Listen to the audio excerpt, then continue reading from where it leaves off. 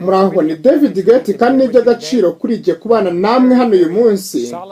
Dufite ikibwirizwa gikomeye cyane kandi n'insanganyamatsiko ntatinya kwigisha, kuko nizera ko muri buhabwe umugisha uyu munsi.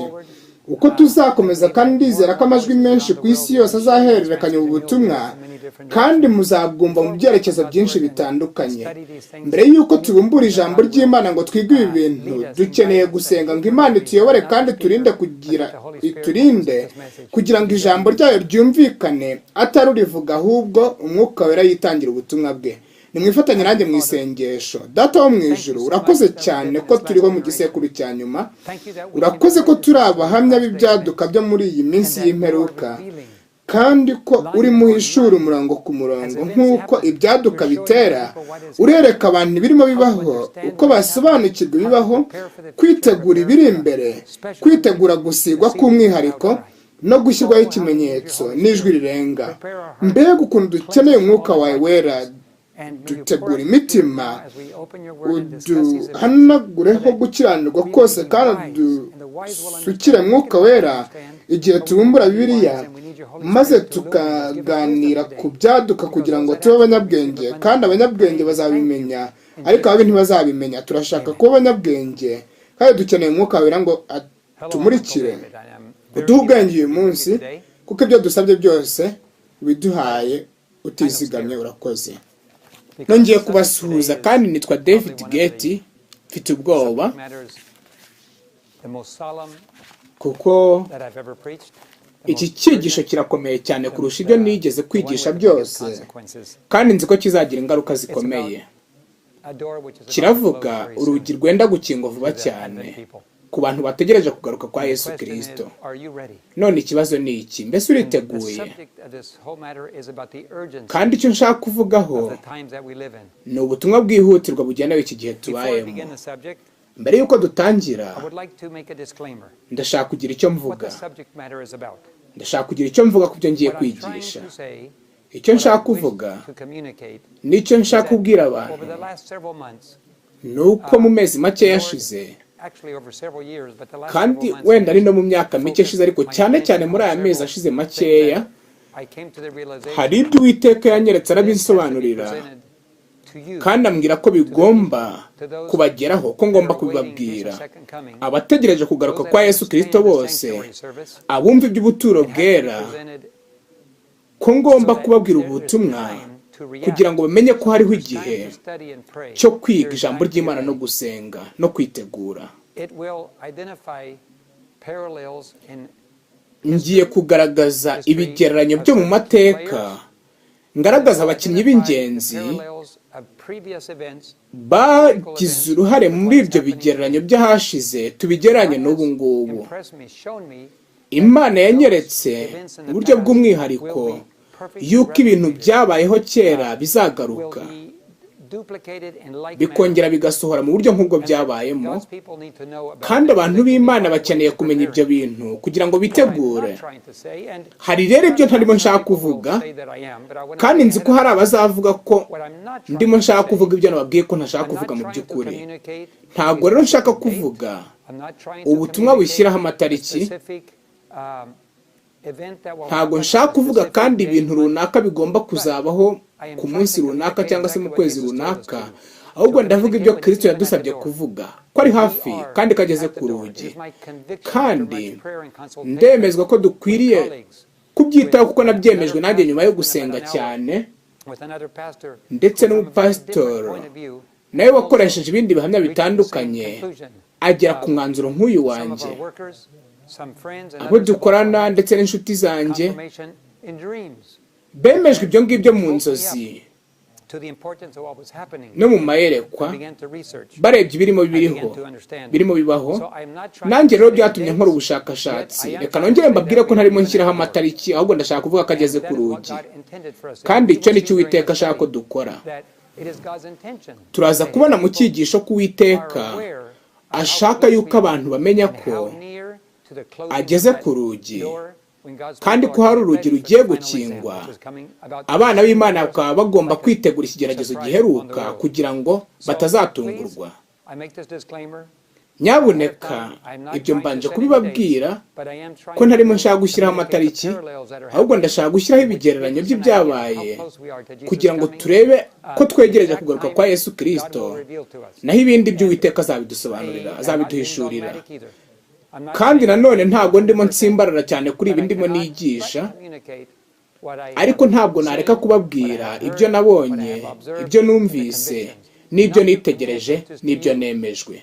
Kuko ndamutse ntabibabwiye byavuga ko amaraso yanyu azambarwaho, kandi sibyo nshaka. Ubwo rero ngomba kubabwira ibyo Uwiteka yanyeretse, kandi ndizera ko kuko ubu ngubu ari ubutumwa bw'Imana, guhera ubu ngubu nizera neza yuko Uwiteka azatuma abantu benshi babyemezwa. Amajwi menshi azabivuga muri Amerika y'Epfo, muri Afurika, no muri Aziya, no mu Burayi.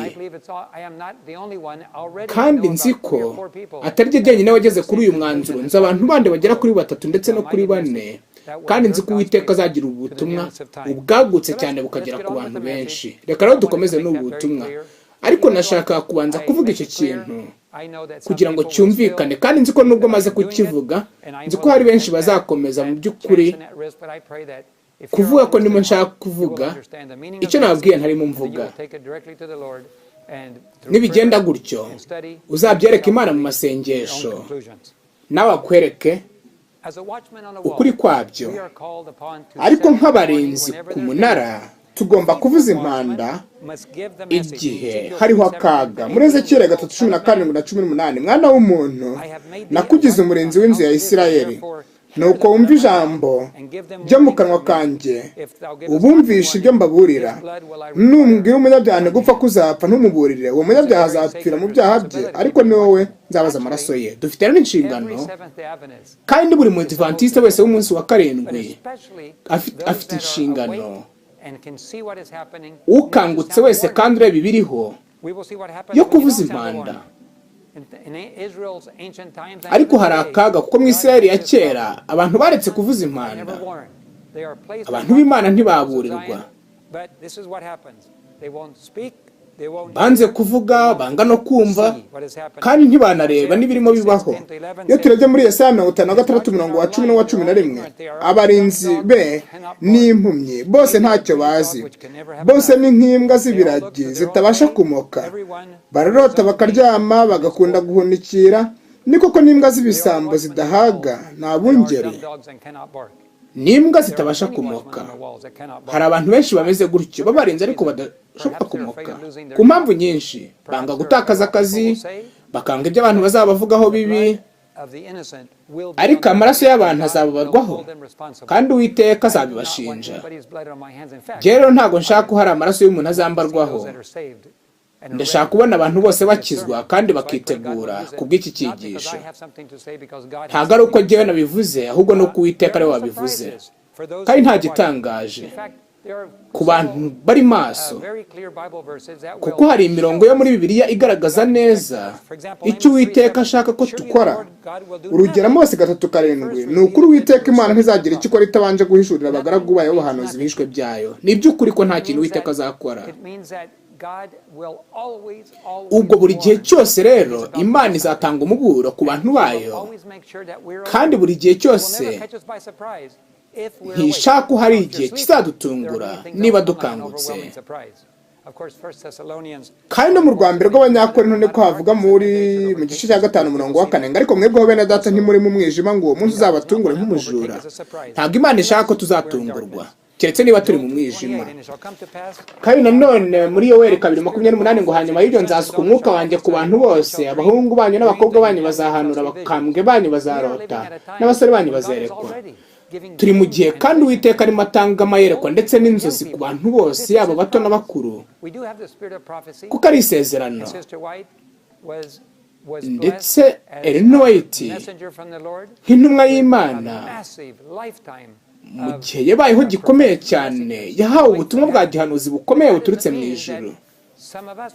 Ariko ntibivuze ko twebwe tutazakira Mwuka Wera mu nzozi ndetse no mu mayerekwa, kuko impamvu ndimo nigisha ibi nuko icyo gihe nanone twongeye twakigezemo. Kandi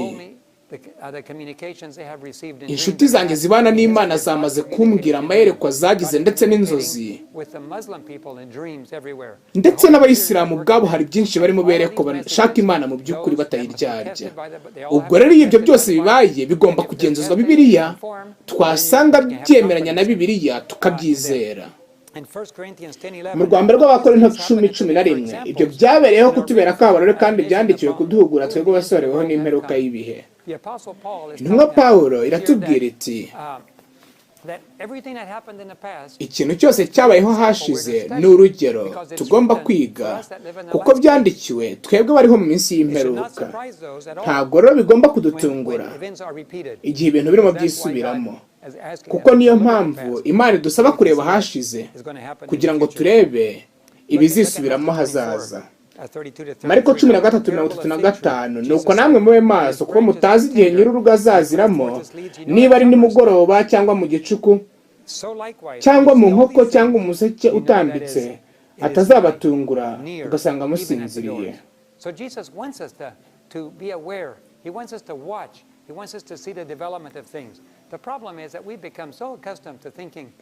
Ikibazo ni uko akenshi tubifata akamenyero maze tukazajya tuvanga amategeko y'icyumweru maze tukaba twazatungurwa. Kandi Yesu yaravuze ngo murebere ku mutima niwo cyitegererezo, ishami ryawo iyo ritoshye babi bikamera mumenya yuko igihe cy'impeshyi kiri bugufi. Nuko namwe nimubona ibyo byose bibaye mumenye yuko ageze ku rugi. Iyo umuntu yumvise ubutumwa kenshi agwa ikinya ntaba akibuha agaciro, ariko ubu ngubu ntekereza ko mushobora kureba ko hari ibintu bidasanzwe birimo bibaho, hafata umwanzuro kandi namwe mukawufata. Nuko namwe mube maso kuko mutazi igihe nyir'urugo azaziramo, niba ari nimugoroba cyangwa mu gicuku cyangwa mu nkoko cyangwa umuseke utambitse, atazabatungura agasanga musinziriye.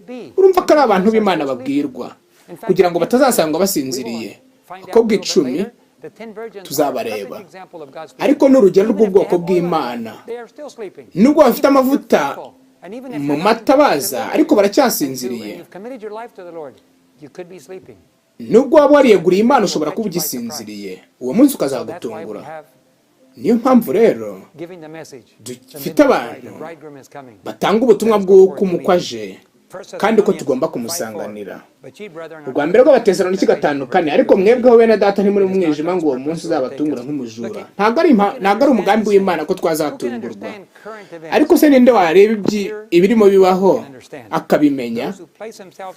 Abantu bishyira mu buyobozi bw'Imana bakayoborwa kandi bakarindwa nayo bazabona guhama kw'ibyaduka bibaho mu gihe giheruka nk'uko byategetswe nayo. Abishyira mu buyobozi bw'Imana bazabimenya. Kandi Daniel 12:10 ariko abo bazakomeza gukora ibibi kandi nta n'umwe muri buzayamenya, ariko abanyabwenge bazayamenya. Imana rero irashaka ko tuba maso. Niyo mpamvu nateguye iyi video, kuko Imana irashaka ko tuba abanyabwenge. Kandi kugira ngo tumenye ibirimo bibaho dukeneye kumenya abakinnyi b'ingenzi muri uyu mukino. Hari abantu b'ingenzi tugomba kurebaho, cyangwa se ibintu by'ingenzi tugomba kureba twabona bigiye igihe Imana ibyemereye gutera intambwe, tukamenya ko hari ikintu kidasanzwe. Kandi Uwiteka niwe ugena igihe n'ibigomba kubaho, n'ugomba kubyemera. Igihe rero Imana ibyemereye ko bibaho, tukamenya ko hari ikintu kidasanzwe kirimo kibaho. Uwa mbere ni ubupapa bw'i Roma, inyamaswa n'umugore w'umumaraya wo mu Byahishuwe 13 na 17 kugeza 19, kandi yari asinze amaraso y'abera. Uruguma rwica urwo yagize mu cya 798, ubu rero ni nkaho rwamaze gukira rwose. Kandi ibungubu isi yose irimo iriruka inyuma y'inyamaswa. Ntabwo rurakira neza ubu, ariko tuzabona ko vuba cyane mu gahe gato ruzaba rumaze gukira neza rwose. Ubupapa bw'i Roma buhabwa imbaraga mu gihe cy'amezi 42 zo kurwanya abera no kubanesha. Twatekereza amezi 42 ya gihanuzi yasohoye mu gihe cy'imyaka 1260 yahashize, ariko tuzabona ko igihe cyose Imana yakoreshaga ubuhanuzi bushobora gusohora mu buryo burenze bumwe. Ni nk'amatorero 7 wenda urugero. Avuga amatorero yari ari ahantu rwose azwi, ariko bikongera bikavuga itorero ry'Imana ryanyuze mu bihe 7. kandi hari n'izindi nyoni nyinshi muri Bibiliya. Ubwo rero tuzabona ko hari igihe muri Bibiliya kiba hari icyo kivuga cyabayeho runaka nko muri Daniel 12, ariko kikaba hari n'ikindi kivuga kavuga ibyabaye hashize, ariko wabisesengura ukabona hari icyo bizongera gushushanya ahazaza. Ubwo rero ubupapa bw'i Roma bugomba guhabwa imbaraga zo kurwanya abera no kubanesha ndetse no kubica. Undi mukinnyi w'ingenzi ni Leta Zunze Ubumwe za Amerika. Iyo tuhanze amaso yacu ku cyo Roma irimo ikora, tubona ko hari na Leta Zunze Ubumwe za Amerika nk'inyamaswa ya kabiri. Ni inyamaswa isa n'umwana w'intama ariko ikavuga nk'ikiyoka ku murongo wa 11 byahishwe 13, kandi igatera abantu bose kuramya inyamaswa ya mbere ariyo bupapa, kandi ikica abatayiramya. Urumva ko igisirikare kizafatanya n'iyobokamana ry'imvanze na politike, maze bikifatanyiriza hamwe byose kwigizayo ndetse no kwica abantu bose badakurikiza ingengamikorere zashyizweho n'ubwo bubasha. Ni ingenzi cyane rero ubwo yuko tuzirikana ko abaprotestanti bose ba Martin Luther, John Wesley na Wycliffe, abaprotestanti bose b'abagorozi bizeraga ibintu bimwe, kandi bizeraga yuko Roma ariyo nyamaswa yo mu byahishwe 13, ariko uyu munsi binyuze muri penetration na infiltration, abajesuite b'i Roma bagiye bacengera mu matorero ya giprotestanti, bahindura imyizerere y'amadini ku buryo uyu munsi abanyamadini biyitirira ubuprotestanti ntago babasha kumva ibyo abapiyoniye babo cyangwa se ababanjirije bizeraga, ariko abadivantiste bumva neza ubutumwa bw'abamarayika batatu kandi bagomba kubwigisha mu isi. Bakavuga ko Roma ariyo nyamaswa yo mu byahishwe 13, kandi ko na Leta Zunze Ubumwe za Amerika nk'inyamaswa ya kabiri izifatanya na Roma. Benshi bazicwa bacibwa imitwe kubwo kutifatanya n'ubwo butware. Mu byahishwe 14, Yohana yabonye abantu bazacibwa imitwe kuko batemeye kwifatanya n'ubwo butware. Ntabwo ari mu myaka yo hagati tuvuga, ahubwo ni mu gihe cy'imperuka, kuko ni ikimenyetso kigomba kuzaza cyakirwa n'abantu benshi, ndetse n'abazacibwa imitwe kubwo kutacyakira mbere gato yuko Kristo agaruka.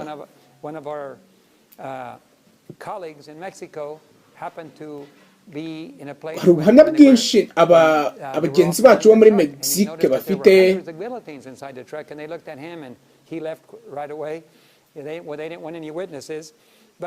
ni abahamya benshi mu by'ukuri bashobora kukubwiraho ibintu bigeze bigenda.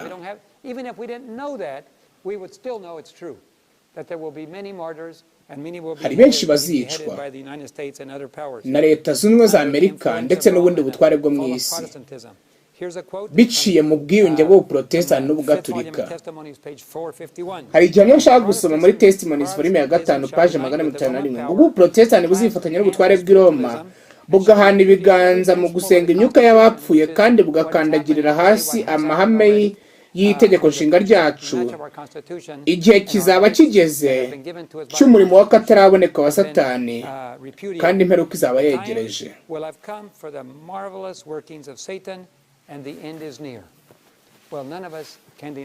Nta muntu n'umwe wahakana ko Uburoma na Leta Zunze Ubumwe ziyunze. Bakoze n'ikirenze kwiyunga, ahubwo babaye umwe burundu. Kandi ubuprotestanti bwaguye, ubu bwamaze kwiyunga n'ubugatulika, ndetse n'abayobozi bacu benshi bo mu itorero ryacu bwaryo bamaze kwiyunga na Roma, bahinduka umwe n'ubutware bw'i Roma aribwo mu maraya, bahinduka rero abana ba maraya. Ubwo tugomba kwita cyane rero ku bumwe tugirana n'abantu, kuko iyo ugiranye ubumwe n'umumaraya byitwa ubusambanyi, kandi iyo ugiranye ubumwe nanone n'umumaraya mu buryo bw'umwuka nabyo byitwa ubusambanyi mu buryo bw'umwuka. Niyo mpamvu rero ukwiriye kwita ku muntu wese wihuza nawe n'ubumwe ugirana n'abantu. kuko itorero ry'Imana rigomba kugira kubahiriza amategeko y'Imana ndetse n'umwuka w'ubuhanuzi no kwigisha ubutumwa bw'abamarayika batatu. Undi mukinnyi rero wundi wa gatatu ni ubwoko bw'Imana. Twavuze Roma, tuvuga Leta Zunze Ubumwe za Amerika, kandi twabonye ko byivanze. Turaza no kureba uko byivanze mu by'ukuri, turebe n'ibintu Roma yafashe muri Leta Zunze Ubumwe. Ariko ubu ngubu undi mukinnyi wa gatatu turimo tureba w'ingenzi cyane n'ubwoko bw'Imana. Dukurikije Efeso 5:27, aryishyira rifite ubwiza ridafite ikizinga cyangwa umunkanyari cyangwa ikindi kintu cyose gisa gityo, ahubwo ngo ribe iryera ridafite inenge. Ububyutse bwo kwiyegurira Imana burundu, umurimo udasanzwe wo kwezwa no kureka icyaha, kwitegura mu kwiga ijambo ry'Imana ndetse no guharanira ko rigenga ubugingo bwacu, ubutumwa bwa Eliya, ubugorozi mu myambarire, kumvira amategeko y'Imana. Ntabwo rero waburya nk'abayisi wambara nkabo ngo uvuge ubutumwa bwa Eliya. Niba ureba ibinezeza by'imyidagaduro, ugasoma, ukumva ndetse ukavuga, ukabaho nk'uko abisi babaho, ni gute wagira uruhare mu butumwa bwa Eliya wa gatatu? Ntabwo byashoboka. Hagomba kubaho ubugorozi, hagomba kubaho temperance ndetse n'ubugorozi mu myambarire ndetse no kumvira ijambo ry'Imana, nk'uko biri muri Malaki igice cya 3. None ni ukubera iki tugomba kwiga amateka?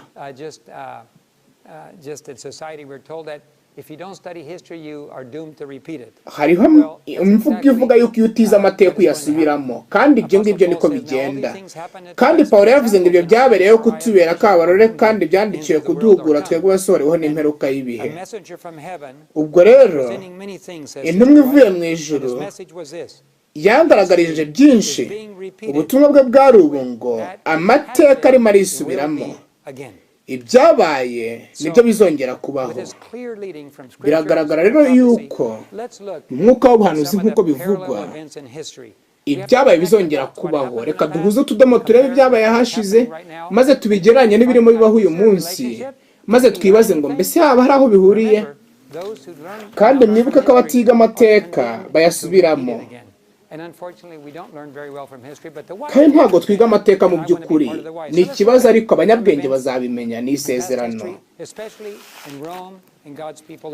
Reka rero turebe ibyabaye hagati ya Roma n'abantu b'Imana, kuko nibyo Uwiteka yanyeretse kugira ngo nsobanukirwe n'ibyabaye hashize, kugira ngo menye aho bihuriye maze mbibasangize. Reka turebe rero mu muhindo wo muri 66 kugeza mu kiryo muri 70. Isi yaravuze ngo abo ubwoko ntibazashiraho. Yararimo avuga ku kurimbuka kwa Yerusalemu, ariko akanavuga nanone abantu bazabaho mu minsi iheruka, isi yenda kurimbuka. Rero muri 66 nyuma y'uko Kristo avukiye mu isi, Sestius ntabwo yari afite ubunararibonye bwinshi, ndetse yatakaje abantu bagera ku 1000.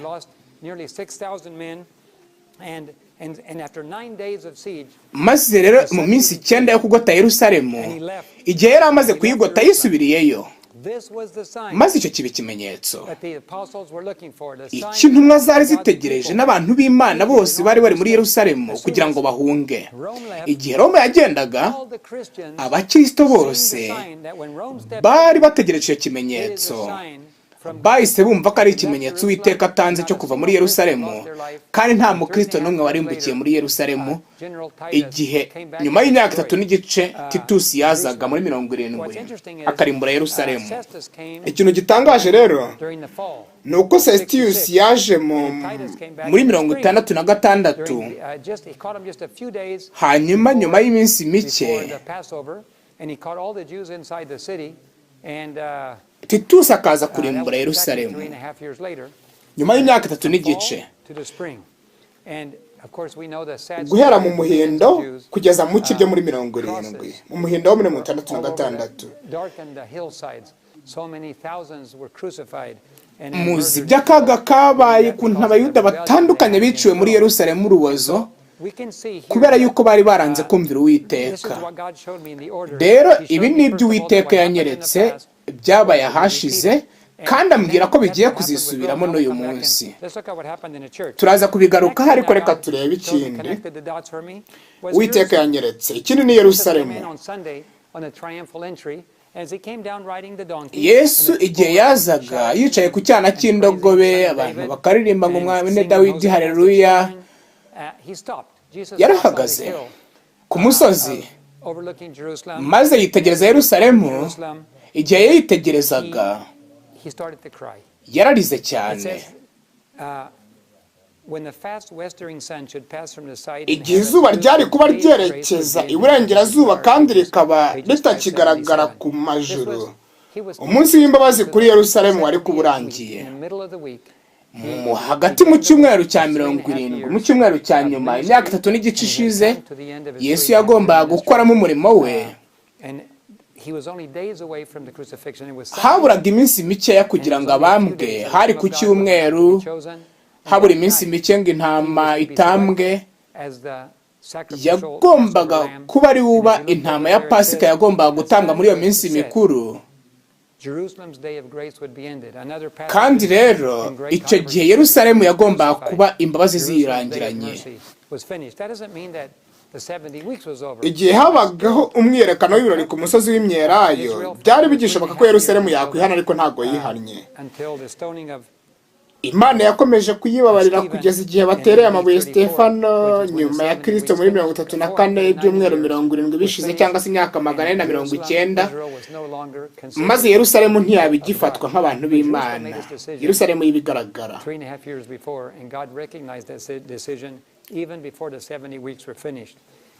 Ariko urumva ko umwanzuro wari warafashwe mbere y'uko n'ibyumweru 70 birangira, kuko bari baramaze kwikingira uruzi rw'imbabazi. Ariko gutera amabuye Stefano bigaragaza ikimenyetso cya nyuma Abayuda bakoze cyo kwanga ubutumwa. Urumva rero ko hari igihe cy'imyaka 3 n'igice Yesu yakozemo, ndetse n'indi myaka 3 n'igice ubutumwa bwabwivugagwa muri Yerusalemu, ariko bureba buri muntu ku giti cye ku ishyanga ryose ryari ryaramaze guhakana. Ibyo ni ibyo hashize kandi turabizi ko byabayeho, ariko bishobora no kubaho muri uyu munsi. Mbese niba bibaho uyu munsi ni ibiki? Igihe Uwiteka yahuzaga ibintu nkareba ibyabaye kuri Roma ndetse na Yerusalemu, Uwiteka yarambwiye ati kuki utakwitegereza ibirimo bibaho uyu munsi hagati y'itorero ndetse na Roma y'uyu munsi, Roma y'iby'umwuka ndetse na Isirayeli y'iby'umwuka. Ubwo rero mwongere mwibuke ko turimo tureba ku bihamya, tukabisesengura kugira ngo turebe niba twamenye ibirimo bibaho uyu munsi tukabisobanukirwa. Kandi ntabwo ndimo mvuga cyane ubuhanuzi bw'ibyo bizabaho, ahubwo ndimo ndavuga ibirimo bibaho uyu munsi. Kandi Uwiteka yatanze ubuhanuzi kugira ngo dusobanukirwe kandi tube abanyabwenge, dukanguke tutazatungurwa, kuko si umugambi w'Imana yuko twatungurwa. Rero hari ibirimo bijya mbere muri Roma. Gukira k'uruguma rwica rurenda kurangiza gukira rwose burundu. Ushobora kubona perezida akikizwa n'abaperezida bose bo mu isi, mu Burayi hose. Abaperezida bose baza muri Vatikani, kandi mu minsi mike ishize muzi yuko habaye n'inama Papa kitwa perezida w'isi yose. Niko byavuzwe, kandi Bibiliya yavuze yuko Roma izaba umuyobozi w'isi nanone, kandi isi yose igakurikiza amabwiriza aturuka kuri Papa cyangwa se inyamaswa ikomeye cyane, inyamaswa iyoboye isi. Mu minsi ishize byatangajwe yuko Korea ya ruguru irimo ishaka guhura na Vatikani. Mwibaza igihugu cy'igikomuniste kirwanya ubukristo, kandi mu myaka irenga 11 yose cyari igihugu kirwanya cyane kandi gifitiye uburakari ubukristo kandi kiburenganya mu buryo bugaragara. none ubu ngubu icyo gihugu kirimo kirasaba guhura na papa kandi bazi aho barimo bajya kuko perezida wese uhuye na papa agira ibyo amubwira maze yagaruka mu gihugu ugahita ubona ibyo bavuganaga bisohora perezida atangira kubisohoza nicyo gikurikiraho rero igihe Roma yazaga kuri 23 i Washington Nzeri 2015 yigaruriye kongere n'abategetsi bakuru inteko ishinga amategeko umutwe wa sena n'uw'abadepite maze ajya no muri White House hasemeze 𝙔𝙚𝙨 avugana n'abaturage ari mu idirishya rikinguye rya White House hari ku munsi wa atonement cyangwa se wo guhongererwa 23 Nzeri 2015 afata ibyo bitatu kongere ubutegetsi bukuru ndetse n'inteko ishinga amategeko ubwo rero bavuga yuko nta buprotestant bukinariho kuko amadini yose yamaze kwihuriza hamwe munsi y'ubuyobozi bw'ubupapa kandi ubupapa bwo busanzwe bunagenzura ubukungu bwo muri Amerika.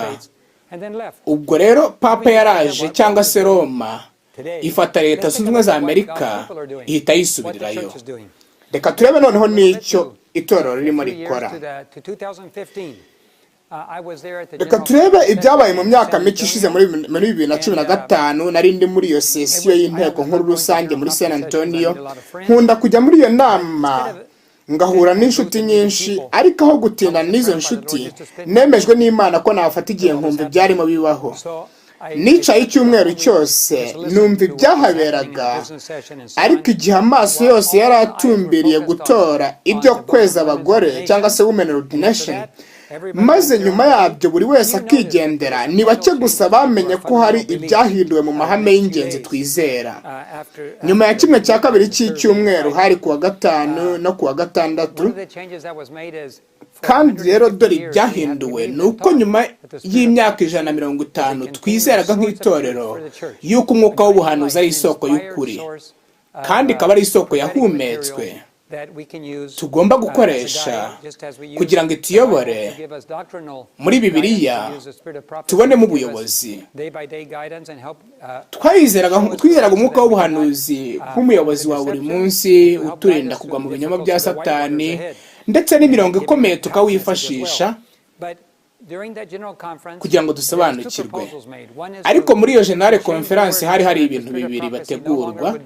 Bwa mbere nuko bavugaga yuko umwuka w'ubuhanuzi utazongera gufatwa nk'isoko y'ukuri kandi ikindi nuko mu myaka 150 twizeraga yuko Yesu agiye kugaruka vuba cyane cyangwa se imminent coming of Jesus Christ. Nirwo rusaku rwa mu gicuku rwari ruhari. Ariko ubwo nabwo muri iyo nama bavuze ko ijambo imminent risimbuye na soon cyangwa se ko kugaruka kwa Yesu Kristo kutakiri vuba cyane cyangwa se kutegereje icyakora ko kuzaba ariko hakaba nta muntu uzigiye bizabaho. Habayeho gutora maze abantu benshi bari baraho ngaho bahita bahitamo yuko izo mpinduka zibaho. Ubwo rero itorero ry'Abadventisi uyu munsi ntago rikizera yuko umwuka w'ubuhanuzi ari inyandiko zahumetswe kandi kugaruka kwa Yesu Kristo nabyo ntago bikiri imminent cyangwa se biri vuba cyane. Hizerwa gusa ko azagaruka ariko hakaba ngo ntawe uzi umunsi cyangwa igihe bityo ngo si ngombwa kuvuga yuko ari hafi cyane. Ibyo bintu ntabwo nari namaze kumenya agaciro bizagira uretse ko naje kumenya neza gukomera kwabyo nyuma igihe Uwiteka yampishuriraga ibindi bintu. Gusa ikintu gitangaje nuko ikinyamakuru cyitwa 𝙢𝙀𝙖𝙗𝙞 cyangwa se ni ikigo gishinzwe kurinda inyandiko za 𝙢𝙀𝙖𝙗 ndetse no gusohora ibitabo bye no mu buryo bw'iterambere. Igitangaje nuko mu kwa karindwi muri 2015 nyuma gato yuko iyo sesiyo iterana maze ikigizayo umwuka w'ubuhanuzi, icyo kigo gishinzwe kurinda inyandiko za 𝙢𝙀𝙖𝙗 cyasohoye inyandiko ivuga ibyo 𝙢𝙀𝙖𝙗 yavuze kuwa gatandatu Kanama mu 1875. 𝙢𝙀𝙖𝙗 yaravuze ngo ndatekereza ko ibihamya bitazaba mu bantu b'Imana bizakurwamo. Mfite umucyo kuri ibi ariko sinawutanga ubu. Kristo yaravuze ngo ndacyafite byinshi byo kubabwira ariko ubu ntimubasha kubyihanganira. Ubwo rero na White yafashe umwanzuro ko atarapfa rwose kera cyane, yavuze ko itorero rizahitamo kwigizayo ibihamya by'itorero cyangwa se umwuka w'ubuhanuzi, kandi ibyo ngibyo itorero ntabwo ryari ribizi kugeza ubwo byasohowe bamaze gukora iyo nama yo kwigizayo umwuka w'ubuhanuzi. Ubwo rero birashoboka yuko icyo kigo cyahisemo kuzabisohora ari uko ubwo buhanuzi itorero ryamaze kubusohoza. Ubu rero noneho ngiye kugaruka ku kindi kintu. Twamaze kubona Roma yahashize na Roma y'ubu, kandi tumaze kubona n'itorero rifata umwanzuro ukomeye cyane ku mahame shingiro akomeye cyane yizerwaga, kandi ubudivantiste bwari bushingiye, kuko ubudivantiste bivuze ko Yesu ari hafi kugaruka, nicyo bwari buvuze mu by'ukuri. Kandi abantu b'Imana bagomba kugira ikimenyetso. Ariko ubwo niba tumaze gutakaza umwuka w'ubuhanuzi, ubwo twatakaje ikimenyetso.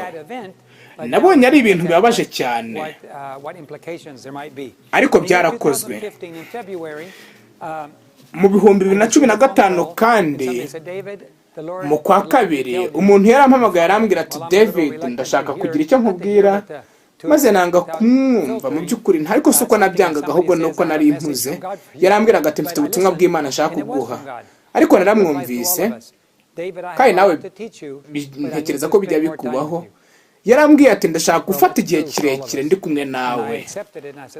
Narabyemeye, ariko ndavuga nti mbabarira, ndimo ndakora mu bihugu byinshi, ntabwo mfite igihe kinini cyo kumarana nawe. Ariko icyo gihe sinari nakamenya yuko hari ikintu Imana ishaka kunyereka, kugeza ubwo nabibonye nyuma, igihe nahuzaga ibiriho nkareba amakuru menshi nkabona afite aho ahuriye.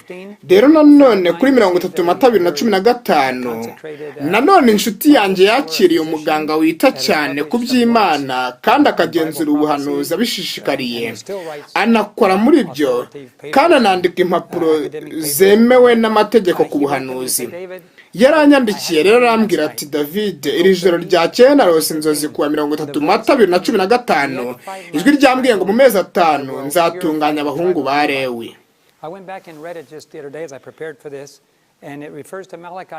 Urumva ko nk'uko biri muri Malaki igice cya 3:3, isezerano ryo kweza abahungu ba Lewi rirahari mbere y'uko ubutumwa bwa Eliya buvugwa. Rero abantu batoranyirijwe gukora mu buturo bwera bw'Imana cyangwa se kuyikorera umurimo, hagomba kubaho igihe cyo kwezwa kwabo. Kandi amezi 5 ya Bibiliya avugwa muri Bibiliya yagomba kugenda ubwo ngubwo agahura n'itariki ya 23 z'ukwa 9 2015. Nahise nemezwa rero yuko hagomba kuzagira ikintu kibaho kidasanzwe. Ni nacyo gihe kandi muzi ko Papa yagombaga kuzira muri Amerika i Washington. Byose Imana igomba kubyemera ikabigena mbere, kuko niyo mugenga wa byose. Kandi mu kwezi kwa 7 ku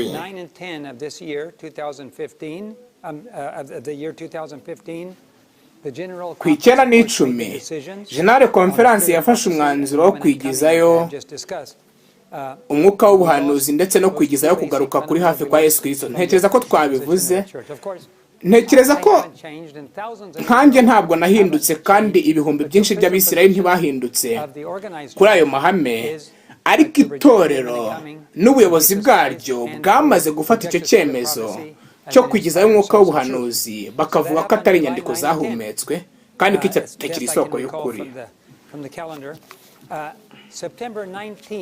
Ku itariki 19 Nzeri nanone cyari igihe gitangaje, nahise nkora na video, kuko nabonaga yuko niba ibintu bitangiye kuba hari byinshi bimeze gutyo, ku munsi wo guhongererwa Papa yaje muri Washington, navuze ko no mu ijuru hagomba kuba hari ikintu kirimo kibaho, maze mfata video nzishyira kuri YouTube, maze kuri 𝙤𝙞𝙤𝙤 Nzeri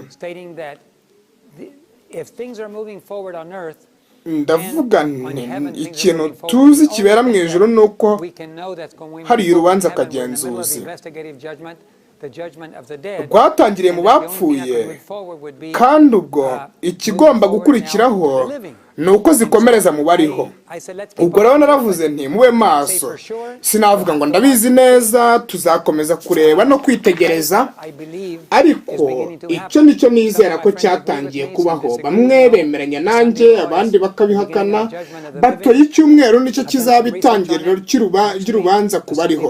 Byatumye nkora ubushakashatsi. Mu by'ukuri rero guhatirwa kuruhuka icyumweru ni itangiriro ry'urubanza mu bariho batazi Imana, ariko hagomba kubanza kwitegura ku bantu b'Imana, kuko igihe cy'umweru gihatirwa abantu si itangiriro ahubwo n'iherezo ku bantu b'Imana. Icyumweru kigomba guhatirwa igihe bo biteguye, kuko ingano zigomba kuzaba zaratandukanijwe n'urukungu, maze bagahabwa imvura y'itumba, umwuka wera, bakavuga ijwi rirenga, bityo abasigaye bo mu isi urubanza rwabo rukabaho. Ubwo rero urubanza rw'abitorero rugomba kubaho mbere, kuko hariho umwiteguro ubaho mu bika. Bityo rero bakomeje kubyizera gutyo, ariko uyu mwaka nibwo nabyemejwe byuzuye, kandi ndabibabwiye hano. 23 Nzeri 2015 Papa yigaruriye Washington ku munsi wo gutinda ikiraro, kandi wari n'umunsi wo guhongererwa mu by'ukuri. Dore rero ibyo nemejwe muri uyu mwaka. Amezi make ashize, ubwo nari mu Burayi mbwiriza kandi nsura imishinga mu bihugu 7 byo mu Burayi, natangiye gusobanukirwa ibintu bitandukanye, mbimenya hafi ya byose, maze ngaruka muri Amerika. Hari bibiri byaburaga, maze mu cyumweru cyakurikiyeho Uwiteka anyereka ibihamya byabyo nabyo. Reka rero mbabwire ibyo nabonye. Iyi niyo myanzuro nyuma y'uko nitegereje ibigereranyo.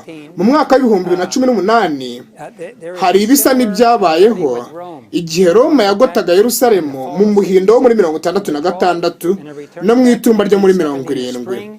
Bihuye neza n'ibirimo bibaho uyu munsi hagati ya Roma na Amerika. Ubu nabwo Roma yaje mu muhindo wo mu 2015. Papa Francis nibwo yaje nk'uko byagenze muri 66, maze aza muri Amerika y'Amajyaruguru. Yaraje arinjira, imiryango yakinguwe, kandi Perezida Trump yagiye Vatikani. Perezida Obama nawe yari yaragiye Vatikani inshuro nyinshi, kandi Trump yabwiye Papa ati nzakora icyo uvuze cyose. Ubwo rero inteko ishinga amategeko, komite nyobozi n'ubucamanza byose byarafashwe uwo munsi, maze Papa Francis ahita yigendera, cyangwa se Roma irigendera. Bisa naho nta kibazo byateje. Twemerewe kubwiriza, umudendezo mu gihugu warakomeje, kandi haracyariho amahoro nk'uko byari biri no muri Isirayeli ya kera. Abantu bemerewe guhunga umujyi, nta mbogamizi bari bafite mu guhunga, nta mbogamizi zari zihari. Ariko igihe Roma yagarukaga nyuma y'imyaka 3 n'igice, nta mukristo watakarije ubuzima bwe muri Yerusalemu, bari barahunze. Uhereye rero mu muhindo wo mu 2015, imyaka 3 n'igice ishira mu itumba ryo mu 2019, amezi make gusa, kandi ndemezwa ko hari ikigiye kubaho kandi kikazabaho mu itumba ryo muri 2019. Roma izatangira kugota ubwa kabiri, kandi noneho bizaba bikomeye. Ubu hazaba harimo amategeko, gusenya no kubura ubuzima, kandi icyo kizabaho sinkivuga kuko nacyemejwe gusa, ahubwo nabonye ibihamya ahanzengurutse ku byasohowe n'ibyavuzwe, ndetse n'ibivugwa n'abagatulika bo mu rwego rwo hejuru. Hiyongereyeho inzozi n'ibyatangajwe n'ababuriwe, kongeraho ijambo ry'Imana, kongeraho iby'umupasiteri w'inshuti yanjye nawe wageze kuri uwo mwanzuro. Nzareka nawe kandi abisobanure, kuko azasohora urukurikirane rwabyo tuzerekana ibyo nyuma uburyo mwareba ibyo byombi uko ibyanditswe byera bihuza n'ibyaduka. Bityo rero hari ikintu kigiye kubaho mu kwa gatatu no kwa kane 2019. Mushobora kuvuga muti twategereje igihe kirekire ariko nta mategeko y'icyumweru ariho. Ariko mu by'ukuri amategeko y'icyumweru yafubitswe mu mategeko agenga ibidukikije. Inshuti yanjye y'Igayana yarabyemeje neza kuko akora mu bintu bya environment cyangwa se ibidukikije. Yaravuze ati amategeko ya environment cyangwa se ibidukikije harimo n'ay'icyumweru yihishemo, naho babifubitse. Kandi harimo n'ibihano byinshi cyane bizahabwa abantu batemera kuyakurikiza. Ndetse inshuti yanjye yagiyeyo barabiganira cyane, ni nabyo abakaridinari ushobora kubibabaza bakubwira mu by'ukuri baramutse bakubwije ukuri.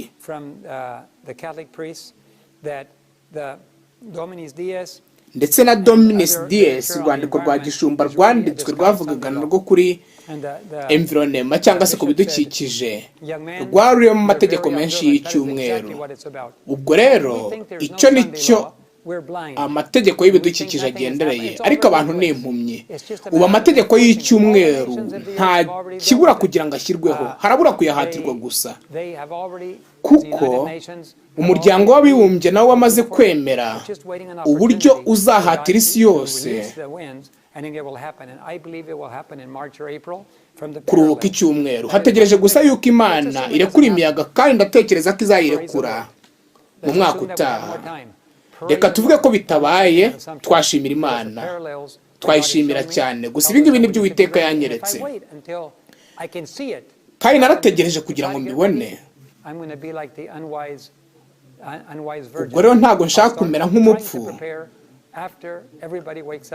wa wundi witegura nyuma y'uko igihe cyo kwitegura cyarangiye, ahubwo ntekereza ko igihe cyo kwitegura ari iki, kuko abakobwa 5 b'abanyabwenge biteguye mbere, kandi dusigaranye amezi make yo kwitegura. Ibyo nibyo Roma irimo ikora. Reka dukomeze turebe ibindi bigereranyo. Mwibuke yuko itorero ry'Abadiventisiti b'umunsi wa karindwi mu buyobozi bwaryo bukuru, General Conference, ndetse n'abari barihagarariye bose baturutse mu isi yose, ubu ngubu batakizera yuko Yesu Kristo ari hafi cyane kugaruka, ndetse n'umwuka w'ubuhanuzi bakaba batakiwizera. Ni ibintu bitangaje.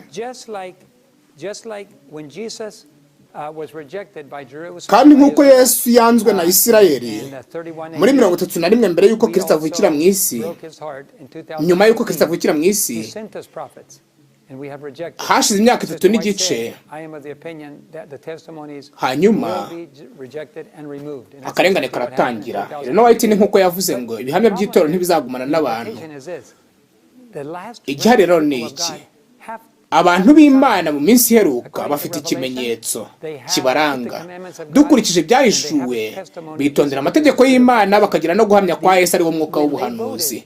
Niba rero bahisemo gutora kwigizayo umwuka w'ubuhanuzi, ubwo ikimenyetso bagitakaje. Twebwe nk'abantu mu itorero twamaze gutakaza ikimenyetso kidutandukanye n'andi madini. Abantu baragitoreye kimwe n'andi madini yose yo mu isi. Icyatugiraga abantu b'umwihariko b'Imana basigaye cyamaze kwigizwayo. Nzi ko hari benshi mu by'ukuri bo mu itorero bakizera ko Yesu agiye kugaruka vuba cyane, ndetse n'umwuka w'ubuhanuzi, ariko kujugunya umwuka w'ubuhanuzi ni ukwigizayo ikimenyetso cy'ubwoko bw'Imana nk'uko byakozwe n'ubuyobozi bukuru bw'itorero ry'Abadiventisiti b'umunsi wa karindwi. Kandi kugaruka kwa Yesu Kristo nibwo bwari ubutumwa bw'Abadiventisiti b'umunsi wa karindwi, buvuga ko umukwe agiye kuza kandi ko tugomba kwitegura tukajya kumusanganira. Niba rero ubwo butumwa tutabufite, ubwo ngubwo bivuze yuko tuzasigara mu mwijima w'icuraburindi. Ibyo bintu bibiri byahinduwe mu 2015 bigaragaza kwigizayo ubutumwa cyangwa se kwanga imyizerere y'uko Yesu Kristo agiye kugaruka, kandi icyo nicyo ubudivantiste bwari buvuze. Kuko ubudivantiste buvuze kugaruka kwa Yesu Kristo kwegereje vuba cyane. Rero nk'uko Isirayeli yahakanye Mesiya muri 31, hashize imyaka maze akarengane karatangira. Igihe nabonaga ibyo bigereranyo naravuze mbese ubu ngubu akarengane katangirira mu itorero, mbese ubu mu itorero twatererwamo amabuye? Ntabona mu by'ukuri, ntabona paralozi hano cyangwa se ibigereranyo. Nakomeje kwibaza ibyo kugeza igihe ngereye muri Leta Zunze Ubumwe za Amerika, maze ngira amahirwe yo guhura na perezida wa 𝙖𝙨𝙗𝙞𝙣𝙯𝙚. Habaga n'inama z'amadiviziyo nyinshi. Uwo muperezida yavuganye n'inshuti yanjye, maze agira amakuru amubwira. Aramubwira ati mbese wamenye ibyabereye 𝙖𝙨𝙗𝙞 mu kwa 10, igihe inama ngarukamwaka yahuzaga abayobozi b'abadivantiste mu munsi wa 7. Ati twabwiwe rero n'ubuyobozi bwa 𝙢𝙬𝙪 yuko hashyizweho ingengamikorere nyinshi cyane zizajya zemerera 𝙢𝙬𝙪 kugenzura membership ndetse no kugenzura ishyirwaho ry'abapasitoro bose bo mu isi hose. Ibyo byatumye nkora iyi video, kubw'ibyo byose birimo bibaho ndimo mbabwira, kandi mu minsi mikeya cyane igiye kuza, hagiye kuza icyumweru, ndatekereza ko tugiye kuzabibona vuba cyane, kuko mfite n'inshuti yanjye igiye kuzabitubwira cyane muri ino minsi.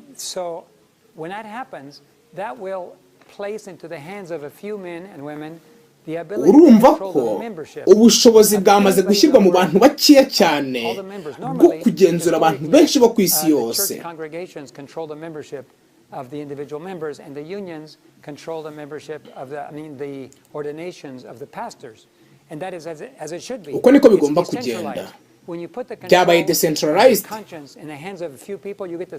kandi iyo ufashe ubuyobozi ukabushyira mu maboko y'abantu bake bihita bimera nka Roma, kuko umuntu arakubwira ati nyumvira cyangwa nkwereke. Maze kubona ibyo, nahise nemezwa ko akarengane kagiye gutangirira muri iri torero, kandi byaranatangiye ubu. Byatangiye ku rugero rutoya cyane, wenda byoroheje, ariko ubu mu minsi mike bagiye kubona imbaraga zo guca abantu no kubashyira mu migayo. Abaperezida ba iniyo n'abadiviziyo n'abakonferanse n'abizera nibaramuka batizeye ubuyobozi bw'umuntu ndetse n'ubutware bwe, bazacibwa bahabwe n'umugayo ukomeye. Ubwo rero hari Roma ya kera, hanyuma muri 66 nk'uko yateye Yerusalemu, noneho ubu hakaba na Roma y'ubu kuri 23 mu 2015 mu kwezi kwa 9. Roma nabwo yaje muri Amerika. Ubwo rero nk'uko n'itorero ryahakanye amahame mu 2015, ahakana amahame y'uko tumeze ndetse n'ikimenyetso cy'Imana, ndetse bakanigizayo kugaruka kwa Yesu Kristo, bakigizayo n'ubuhanuzi nk'isoko y'ukuri. Mu nyuma y'imyaka 3 n'igice rero akarengane kagomba gutangira. Iyo myaka 3 n'igice ishize, ariko iyo Imana yemereye ibyo bintu yuko bibaho, iryo ngiryo riba mu by'ukuri ari ishungura. Kandi mu gihe cy'ishungura abantu b'Imana bagomba guhitamo uruhande bazabamo. Dufite imyizerere itandukanye, tuzi aho twavuye kandi tuzi aho tujya, tuzi icyo Kristo arimo akorera ahera cyane kandi turabisobanukiwe.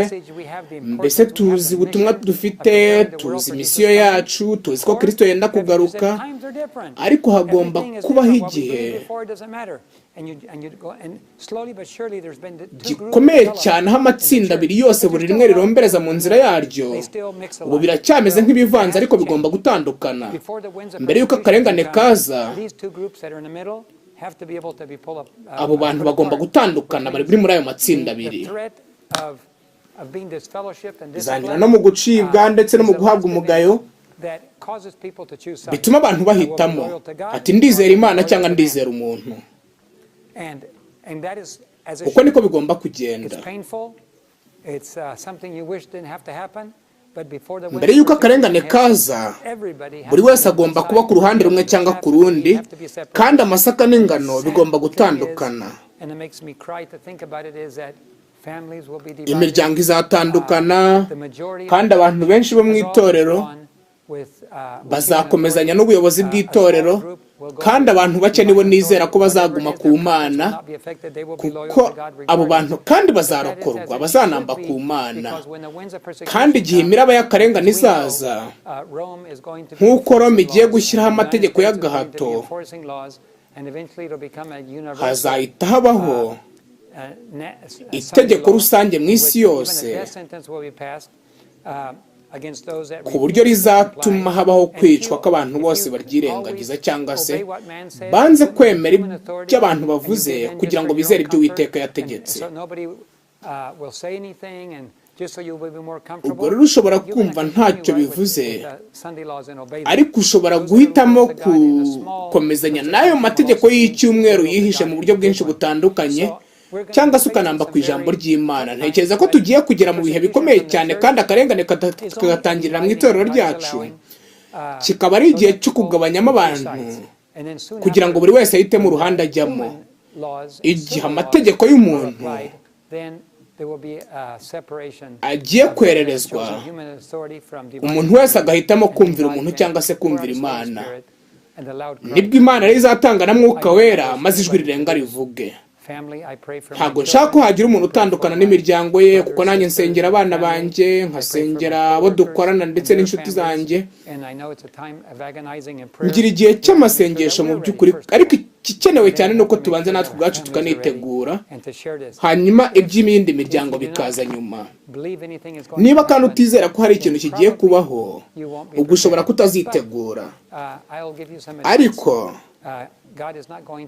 nta muntu Imana ishaka ko yazimira, kuko umuntu wese ushaka ukuri azakubona. Dushobora kugira amahoro gusa igihe dusabye Imana kutuyobora.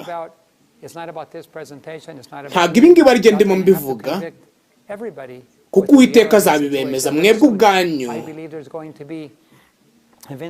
nimureba ku biriho.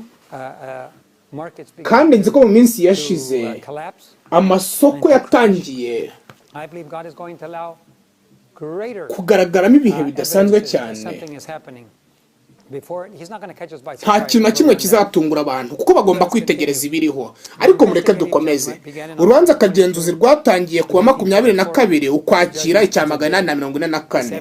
Itorero ry'Abadivantiste ryatangiranye rwose n'urusaku rwa mu gicuku rwo mu 1844. Kuwa 22 Ukwakira uwo mwaka, Yesu umutambyi wacu mukuru yinjiye ahera cyane kweza ubuturo bwera. Imanza rero kubasinziriye ndetse no kubariho. Kandi igihe imanza zo ku bantu bariho zitangira, zihera ku bayobozi, hanyuma hakaza n'abizera. Mu rwa mbere rwa Petero 17, kuko igihe kigiye gusohora urubanza rukabanziriza mu b'inzu y'Imana. Ezekiyeli 9:4, igihe urubanza rwatangiraga kandi ikimenyetso kigashyirwa ku gahanga k'abantu banihira ibizira, batangiriye ku basaza bari imbere y'inzu. Ubwo rero abayobozi bacu nibo ba mbere bagomba gusuzumwa n'Imana, hanyuma hagakurikiraho abizera. Nzi neza ko turi hafi gutaha. Ubwo abizera bagomba gusengera abayobozi, ariko nabo bakisengera ubwabo. Ni nk'iby'abakobwa 10. Nzi ko muzi iyo nkuru, ku bose bagomba gusanganira umukwe n'Abadivantiste rero, kuko nabiteguye kugaruka kwa Yesu Kristo. Ariko ngo igihe yazaga yasanze bose basinziriye. ubwo rero itorero ryose bisa naho risinziriye, ariko hagomba kubaho urusaku rwa mu gicuku bavuga ngo umukwe araje nimumusanganire, bose bagakanguka, kandi ubwo nibwo abapfu bamenye ko nta mavuta bafite. ubwo rero ni urusaku rugomba gutuma umuntu amenya niba afite amavuta cyangwa ntayo. barabasabye barabwira ati mugende muyigurire. igihe bajyaga kugura, umukwe yaraje, maze bari biteguye binjirana nawe, urugi rurakingwa. iyo ukomeje gusoma ubona ko ntabwo bigeze bemerwa kwinjira babapfu. nyuma y'uko urugi rukingwa, nta mwana w'Imana wari ugishobora kuba yagira imyiteguro akora. ni igihe cy'akaga gikomeye cyane kigera ku muntu wigeze kumenya ukuri, akaba yarigeze kumenya iby'ubuturo bwera, ariko ntagire icyo yitaho. kumva amabwiriza y'abantu bavuga bati hashize igihe kinini ntacyo twakora, nubumvira uzatakaza ubugingo bwawe. Ellen White yavuze ibintu bimeze bityo. yaravuze ati witeguye gusa kandi ukagira amavuta mu mutima wawe, imbaraga ya mwuka wera ikagukoreramo kandi ukihana, ugakosera amafuti yawe, ukazibukira gukunda iby'isi kandi ukihana ibyaha byawe, kandi ugategura inzira z'umwami ugiye kugaruka. abageze kuri iyo myiteguro yose nibo bagomba kwakira umwuka wera w'imvura y'itumba kandi bakajya mu bukwe. ubwo rero hazabaho gukingwa cyangwa se kurangira kw'imbabazi ku bantu bose. igihe urugi rw'imbabazi rukinze,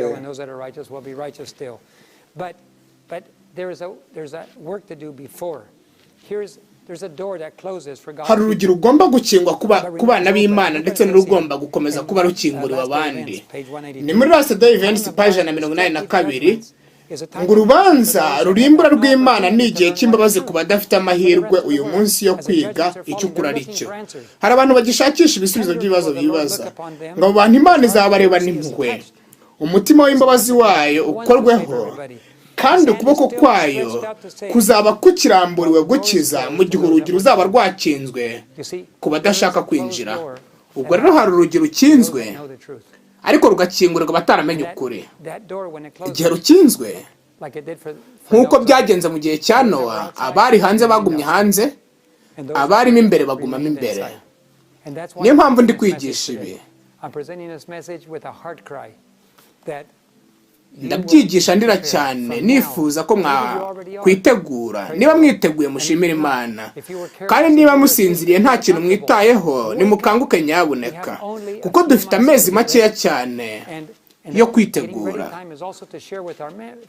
kandi musangire ubu butumwa n'imiryango yanyu. nanjye naje ahangaha nzanye n'umugore wanjye kugira ngo tugire abandi bantu duhura, abavandimwe, kugira ngo dusangire ubu butumwa, kuko nzi ko ari ubutumwa bw'impuruza umuntu wese agomba kwitegura, kuko nta kindi gihe kizabaho. Imana yongeyeho igihe, ntacyo turiteguye. ariko se tutabwirije ibi maze Uwiteka akagaruka, abantu batubwira bati mwarabimenye ariko ntimwatubwiye. And there will not be any delay. The Lord said, there comes a time when He says, I will no longer delay. mpamvu Uwiteka ntabwo azatinda. Not be postponed. And that's where aho niho duhagaze uyu munsi. ntihazabaho igihe ukundi. umuntu ashobora kuvuga ati ndabona nta kintu kirimo kibaho, ariko nimyitegure. muravuga ati simbyiteguye, ariko itegure mu by'ukuri. nta kintu Imana izakora itamenyesheje ubwoko bwayo. kandi Nowa yabwirije imyaka 120.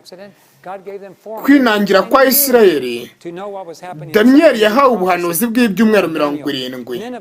nta gihe na kimwe Imana yatunguraga abantu. Ininiwe Yona yabwirije iminsi 40.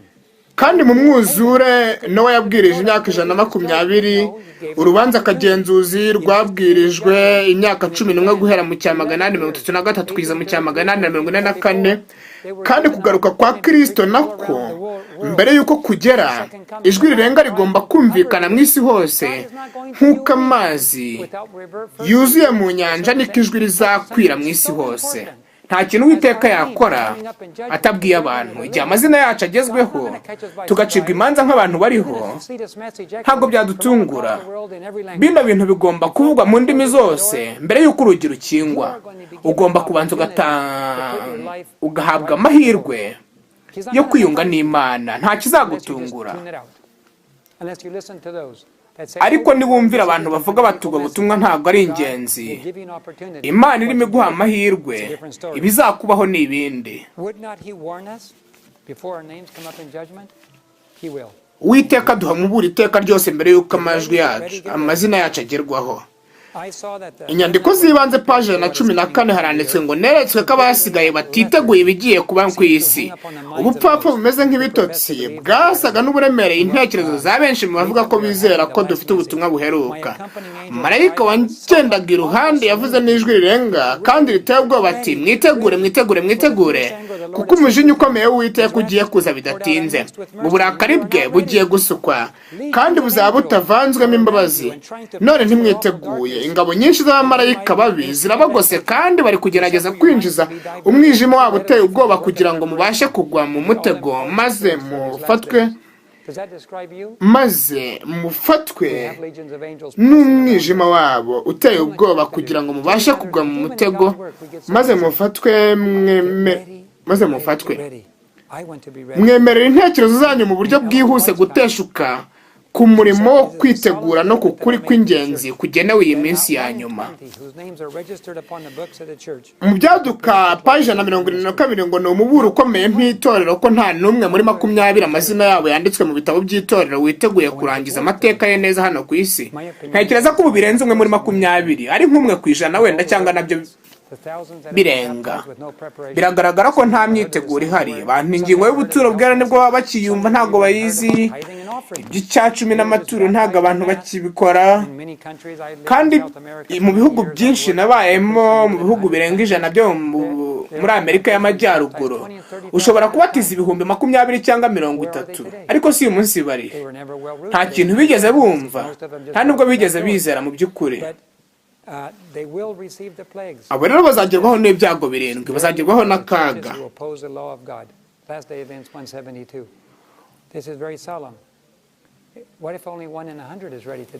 Bishoboka ko nta n'umwe mu ijana uyu munsi uhari. Ukaba wasanga nk'abantu 5 mu iteraniro ry'abantu 100 cyangwa 200 cyangwa harimo 10 gusa.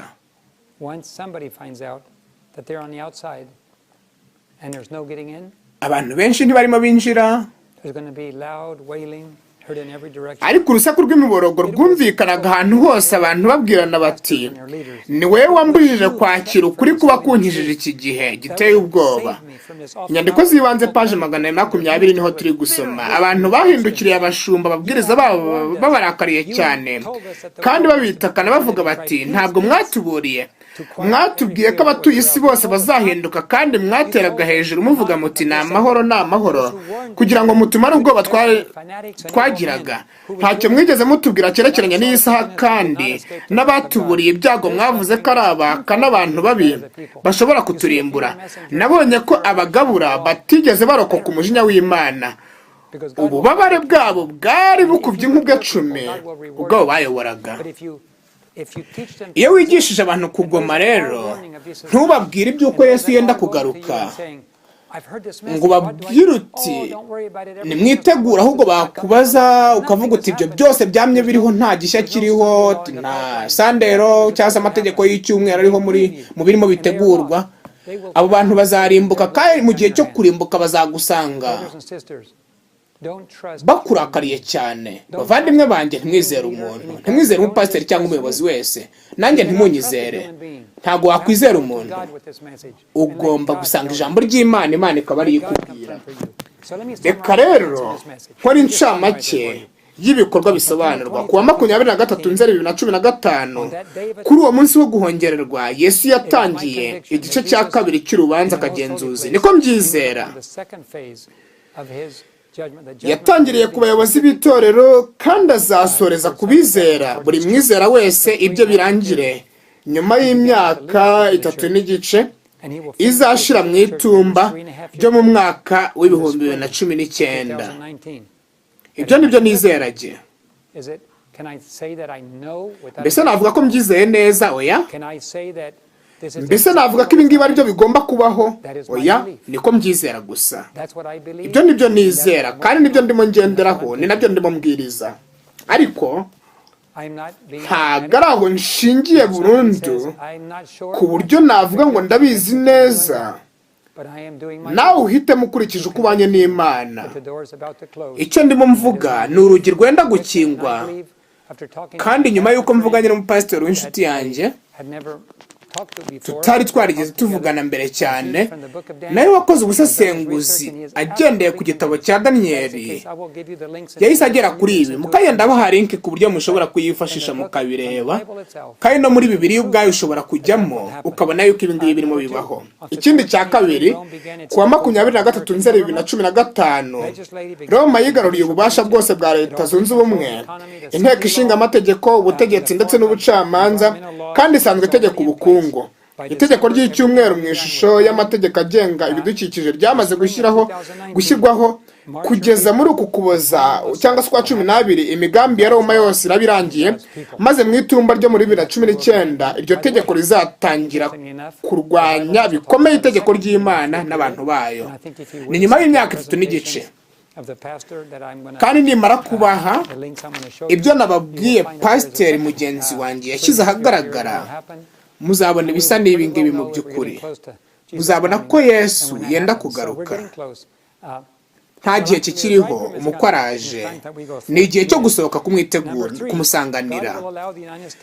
Icya gatatu, Imana izemera Leta Zunze Ubumwe za Amerika gushyiraho amategeko y'inyeganyezwa azashungura urukungu, maze ingano zigasigara. Abantu bake bazaba barakiriye imvura y'umuhindo bakemera Mwuka Wera kubezaho ibyaha, bazakira Umwuka Wera nanone imvura y'itumba, maze bemererwa kugira uruhare mu ijwi rirenga, bavuga ko abantu bagomba gusohoka gusanganira umukwe.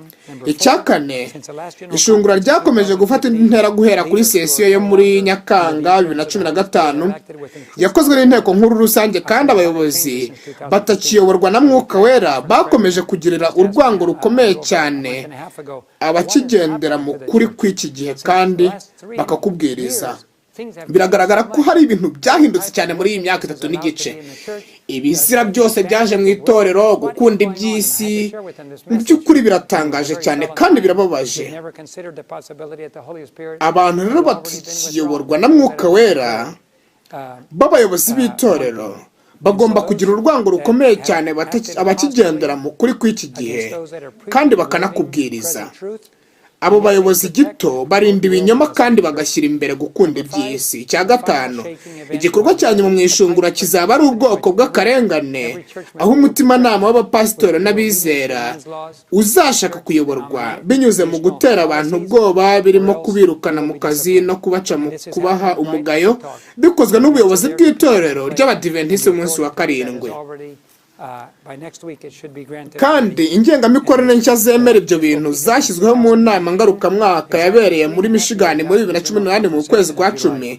Ibi bizafata indi ntera mu ntangiriro z'umwaka wa 2019, imyaka 3 n'igice, yuzuye neza uhereye kuri sesiyo ya General Conference yo muri Nyakanga 2015. Gatandatu, abizera batinya kubura membership zabo ndetse n'akazi bazifatanya binyuze mu kumvira ubuyobozi bw'idini n'ingengamikorere zaryo. Abahisemo gukomeza kumvira umutimanama wabo bazashaka kubatoza kandi binyuze mu mahitamo. Buri mwizera wese uvuga ko ari muri iri torero azahatirwa guherera ku ruhande rumwe cyangwa ku rundi.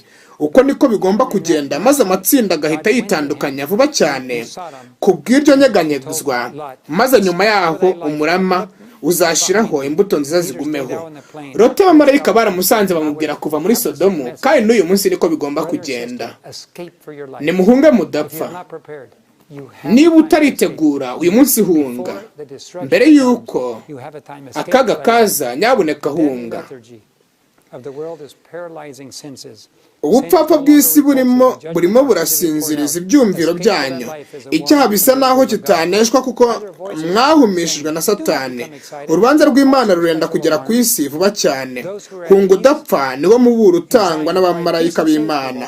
Ariko hari andi majwi yumvikana avuga ngo mwitangara nta mpamvu, y'ubutumwa bw'impuruza. Abatagize icyo bitayeho muri Siyoni bararangurura bati ni amahoro nta kibi kiriho, mu gihe ijuru ryo ritangaza ko kurimbuka gutebutse kandi gutunguranye kugiye kugera kubica amategeko y'Imana. Mbere y'uko urugi rukingwa, Imana izatanga amahirwe ku muntu wese ngo asobanukirwe igihe turimo.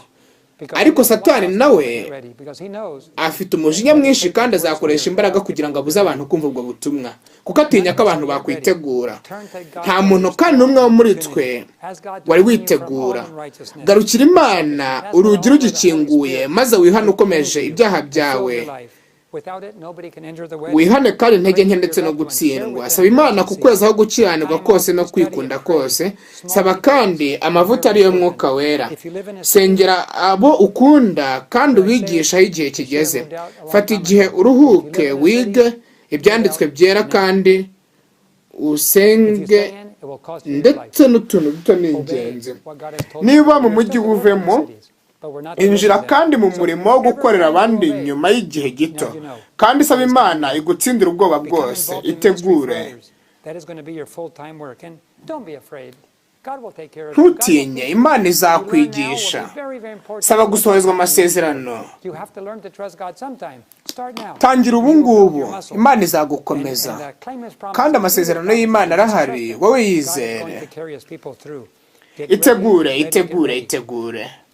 Ntawuzi umunsi cyangwa igihe. Nimwumve ibi bintu cyane. Ni amagambo ari mu ntambara ikomeye ngo ntawuzi umunsi cyangwa isaha. Ni amagambo yakunze kuvugwa n'abanzi bo kwizera ko Yesu agiye kugaruka. Ikintu kimwe Umukiza yavuze ntigikwiye kwifashishwa mu gusenya ikindi yavuze. Ni amagambo yagiye yifashishwa n'abantu badashaka ko Kristo agaruka cyangwa se barwanya ko agiye kugaruka. Ikintu kimwe Umukiza yavuze ntigikwiriye kwifashishwa mu gusenya ikindi yavuze. Nubwo nta muntu uzi umunsi cyangwa isaha, dutegekwa kumenya ko ari hafi. Tubwirwa ndetse ko kwirengagiza imiburo ye ndetse no kwanga kumenya niba ari hafi bizatubera umutego nk'uko byagendekeye abo mu minsi ya Nowa, ntibamenye igihe umwuzure waziye. Ubwo rero tubwirwa n'Imana kuba maso, kuba maso. Mariko 13, icyo mbabwira ndakibwira bose, ntimube maso. Ntabwo ari igihe cyo gusinzira mu by'ukuri. Nimukanguke, mwitegure. Mushobora kumenya yuko Yesu ari hafi kugaruka. Imyitwarire y'abantu nyuma y'ubu butumwa kandi nayo ndabizi ko izatandukana. Niba wumvaga uruhutse, ubu butumwa buri bugukangaranye, gusa n'ibisanzwe. Byereka Imana mu masengesho. Wenda wiyiriza ubusa iminsi 3. It's interesting to note I was in the Dominican Republic recently with evangelism, and many of the abantu benshi wanted to know how they should react mu by'ukuri during these times. Some were told bagira imyitwarire itandukanye ku butumwa bubwirizwa. So they fasted and prayed, but it was on the third day of fasting. Hari abo byabayeho maze bafata iminsi 3 barasenga, maze ku munsi wa 4 babona igisubizo cy'Imana mu nzozi ndetse no mu mayerekwa. Nagusaba rero nawe kujya imbere y'Imana. Izakwihishurira ijambo ryayo. Usibe kwishingikiriza ku bumuntu ngo mubaze ngo mbese nakora iki ngo mbwira. Ariko ubushobozi bwa muntu ntabwo bugiye kukuyobora ku Mana, ntabwo bwakuyobora ku Mana mu by'ukuri. Turacyafite byinshi byo kwiga. Ukomeza kwicisha bugufi ndetse n'imyitwarire ya Gikristo. Igire ku Mana uyibaze icyo wakora, kandi niba wari ukangutse mu bya mwuka ushobora guhita utekereza icyo Imana yarimo kwigisha. Ushobora kuvuga uti Imana yambwira ati tegure, itegure, itegure, uti nari mbizi ko agiye kugaruka. Niba rero wari witeguye, ubwo uri mu bazavuga, uri mu bagomba gukomeza bavugira ijwi rirenga ry'uko umukwe agiye kuza, ariko rusaku rwa mu gicuku. Kandi Imana iracyafite byinshi byo kutwigisha. Ariko niba urakaye cyangwa ufite umujinya, ibuka ko ikintu Satani atinya cyane ari uko abantu b'Imana bakanguka bakitegura. Nawe ararakaye. Niba wumva udashishikajwe no kugaruka vuba cyane kwa Kristo, amarangamutima yawe ntayobowe n'Imana, senga Imana kugira ngo Imana iguhe amavuta mu itara ryawe utaratinda cyane kugira ngo ube umukristo utarangwa n'urwango rwo kwanga ubutumwa bwiza, ahubwo Imana ikuyobore kandi igufashe. Kuko nutangira kugira umujinya wo gukuraho abigisha ndetse n'ijambo ry'Imana, ushobora kuba utayobowe n'Imana ubwo, kuko abantu b'Imana ntabwo ari uko bakora. Abantu rero bajya bumva ubutumwa bagahita barakara, ni ikimenyetso cy'uko ugomba gupfukama ugasaba Imana imbabazi kandi ikaguhishurira ikibazo cyawe. Kandi nta nubwo ari ijwi rirenga mu by'ukuri, ahubwo ni ikirimo giteguriza ijwi rirenga, kugira ngo utazajya ku ruhande rupfuye wirakarira ubu butumwa, ahubwo pfukama usenge kandi wihangane, wizere Imana izakwemeza ukuri kwayo, ikwereka uko ukwiye kwitwara. Hano hari link mushobora kureba mukazareba bwa butumwa bundi nababwiye, kandi mwibuke yuko Bibiliya ivuga yuko iyo ikintu kivuzwe n'abahamya babiri cyangwa batatu kiba ari ukuri. Ubwo rero hari ubutumwa bwaturutse ahatandukanye mu nzozi n'amayerekwa bihura n'ibyo hano nari ndimo mbabwira, cyane cyane umupasitori w'inshuti yanjye nababwiye. Mushobora kuzagira amahirwe n'umugisha wo kureba ibyigisho bye, mwakopiye izo linki zihari mukazazifashisha.